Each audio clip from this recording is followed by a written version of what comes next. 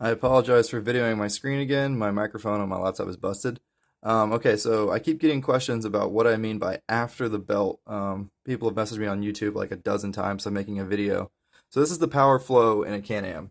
You get your beautiful Rotax motor, you got your CVT, and from there it goes into the transmission. Countershaft spins the small gear, then the big gear, right, so gear reduction, then your bevel gear, that's also in your transmission. That's how your power can go from spinning one way to spinning the other way to spin the drive shaft, also a reduction, and then your reduction in your differential, small gear, big gear reduction, and then goes out to your tires. So this is if you took all the reductions in the bike and you laid them out in a line, right?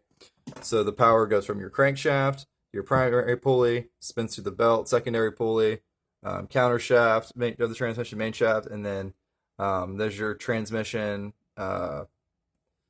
bevel gear. This is your output shaft that goes to your drive shafts. Drive shaft spins your pinion gear, spins your ring gear, spins your axle, spins your tire. Okay.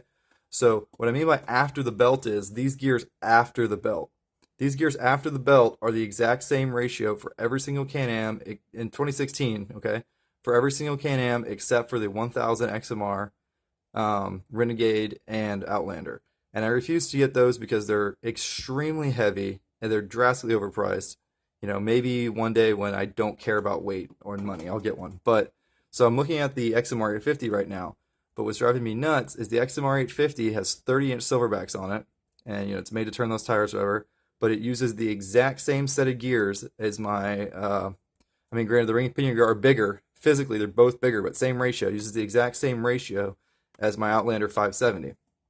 And I don't see how this is going to work because I'm currently smoking belts almost every ride on my Outlander 570. So how is putting more power here and more weight here going to make it work any better? It's not.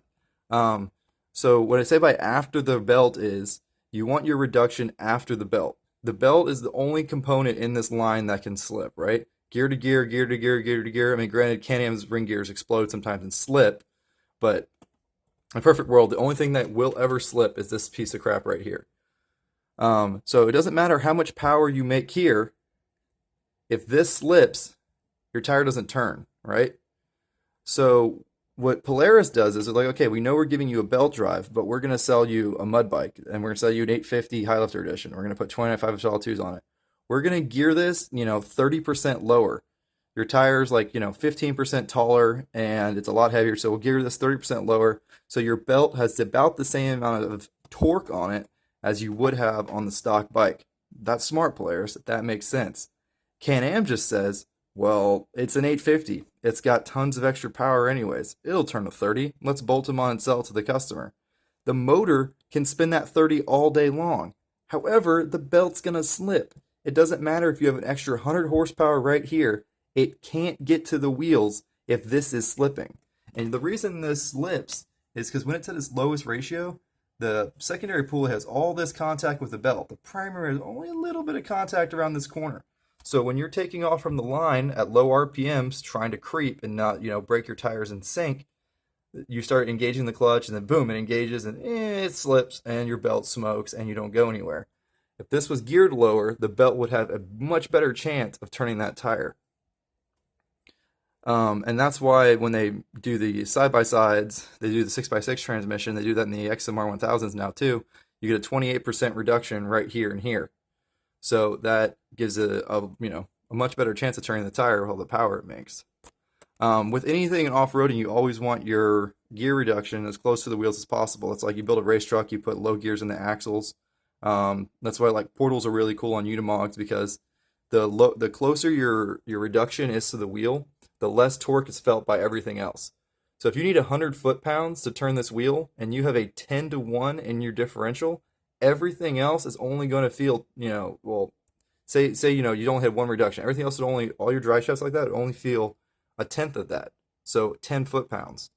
So it doesn't make any sense to sell a mud bike that doesn't have low gears and low. You can't sell me the same gears and low on a stock bike that turns 25s on a 570 and tell me that an 850 is going to turn 30s reliably. It's not. It's going to go through belts if you ride it hard. I mean, it just doesn't make any sense. You're not giving the belt any advantage. I don't care how good of a belt, a Maverick belt, whatever you put on it, it's going to slip. You need low gears as close to the tire as you can, right? So the belt gives you a pretty big reduction, but it's useless when the primary is just spinning against it. So this is why people are like, oh, why'd you buy a 570? I bought a 570 because I wasn't getting any lower gears out of buying an 850. So I'm like, oh, the 570 is going to be really reliable, right? It's a smaller motor and it's geared as low in low range as the big motors. So that means the belt's going to last forever. I mean, right? I mean, it's got half the power going through it, same gears. The belt should last forever. I'm on my fifth belt. I have a CB Tech. It's all weighted properly, proper springs. I've been running Gates carbons and now a Maverick belt, and I smoked that yesterday. I'm on my fifth belt with a little 570 turning 29.5 Outlaw 1s. How in the heck is an 850 going to survive? It's just not. It's using the exact same reductions. Can-Am, it's mind-boggling that people don't understand this and still buy those big Can-Ams. The 1000s are the only ones that make any sense whatsoever.